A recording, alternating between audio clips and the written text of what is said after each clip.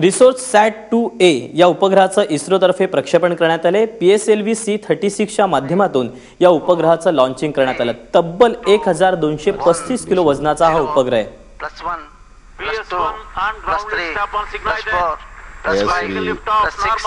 Vehicle lift-off normal with the ignition of 4 solid strap-ons and the core stage. Auto tracking. Vehicle is majestically going through the atmosphere. 17 seconds into the flight. 20 seconds. As I mentioned, this little overcast condition, little cloudy outside. 25 seconds. So we are not exactly able to see the vehicle. Is the vehicle? And 20 seconds into the flight. Normal. And we heard the announcement, the airlift strap-on also has been ignited at a specified time of around 25 seconds. So now we have the vehicle with 6 solid strap-ons and the core motor going through the atmosphere. Plus 45 we are at 45 seconds and the altitude is around 5 kilometers. Velocity of around plus 55 seconds. nearing 1 kilometer per second velocity.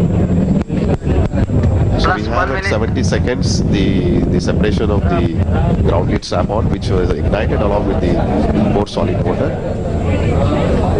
We're just awaiting for the announcement. अंतराळ अभ्यासक मयुरेश प्रभुणे आपल्या सोबत आहेत। मयुरेश, रिसोर्ससॅट-2 या उपग्रहाचं प्रक्षेपण करण्यात आले, नेमकं काय काम असणार आहे याचं? रिसोर्ससॅट-2 हा खरं तर भारताचे IRS सिरीज जे आहे, इंडियन रिमोट सेन्सिंग सॅटेलाइट, या सिरीज मधला पुढचा उपग्रह आहे।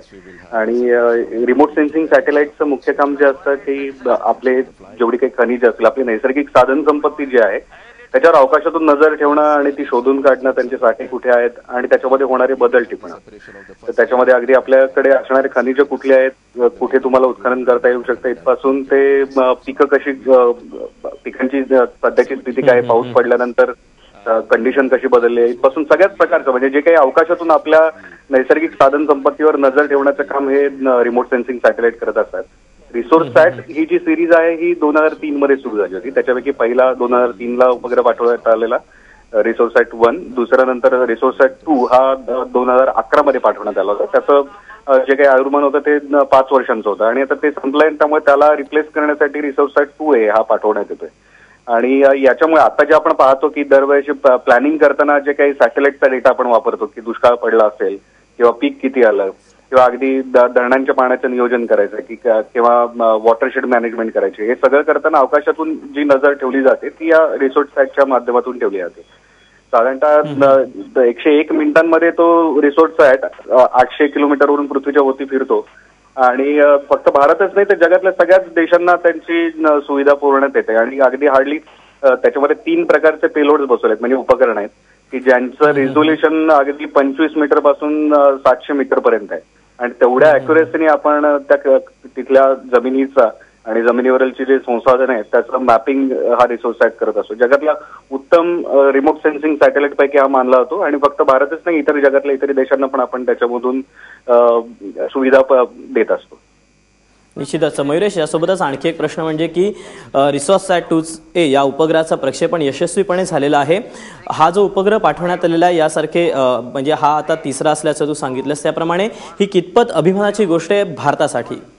भारतासाठी नक्कीच अभिमानाची गोष्ट आहे। एक तर 2 प्रकारे, PSLV तर आपल्याला दरवेळेस अभिमानाने म्हणजे आपल्याला संधी देतच असतो आपला गर्व मांडण्यासाठी, कारण हे 38वा उड्डाण आहे PSLVचं, ज्या रॉकेटने आता त्याला पाठवलंय आणि त्याचं जर हे सक्सेसफुल झालं, अजून काही मिनिटात आपल्याला कळेल, तर ते 37वा सलग सक्सेसफुल उड्डाण असेल।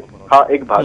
दुसरं, रिमोट सेन्सिंग या विषयामध्ये जगातल्या इतर कोणत्याही देशांच्या तुलनेमध्ये आपले जे काही रिझोल्युशन आपण देतो त्याची क्वालिटी खूप चांगली आहे आणि बरेच जगातले अनेक देश आपले ते रिमोट सेन्सिंगचे ज्या इमेजेस आहेत त्या वापरत असतात। तिसरा भाग असा आहे की जेवढी तुम्ही इन्व्हेस्टमेंट केली आहे सॅटेलाइटमध्ये आणि त्याचा वापर जो देशाच्या विकासामध्ये करून देतो आपण, तर त्याच्यामध्ये भारताचा क्रमांक 1 येतो। म्हणजे आपण इतर सगळ्या स्पेसमध्ये कदाचित 4थ्या-5व्या ठिकाणी असो की आपण मंगळावर यान पाठवताना 4था देश ठरत असो किंवा इतर कसल्याही ठिकाणी बऱ्यापैकी गोष्टी लोकांनी केलेल्या आहेत, पण या ठिकाणी जेवढं आपण इन्व्हेस्टमेंट करतो म्हणजे एखादा सॅटेलाइट बनवण्यामध्ये, त्याला आकाशामध्ये पाठवण्यामध्ये जेवढी आपण किंमत त्याला आपल्याला मोजावी लागते, त्याच्या तुलनेमध्ये त्याच्याकडून मिळणारा जो आपल्याला फायदा आहे याचा जो काही याचं गुणोत्तर आहे त्याच्यामध्ये भारत नंबर 1 येतो। आणि त्याच्यामध्ये या प्रकारचे रिसोर्ससॅट जो आहे की आपण पाठवल्यानंतर त्याचा जो अधिकाधिक लाभ आपण आपल्या देशाच्या विकासामध्ये प्लॅनिंग मध्ये करून देतो, हा सगळ्यात चांगला. आणि ते रिसोर्ससॅट हे त्याचं उत्तम उदाहरण आहे की एक सॅटेलाइट वर जातो आणि त्याचा वापर आपण थेट आपल्या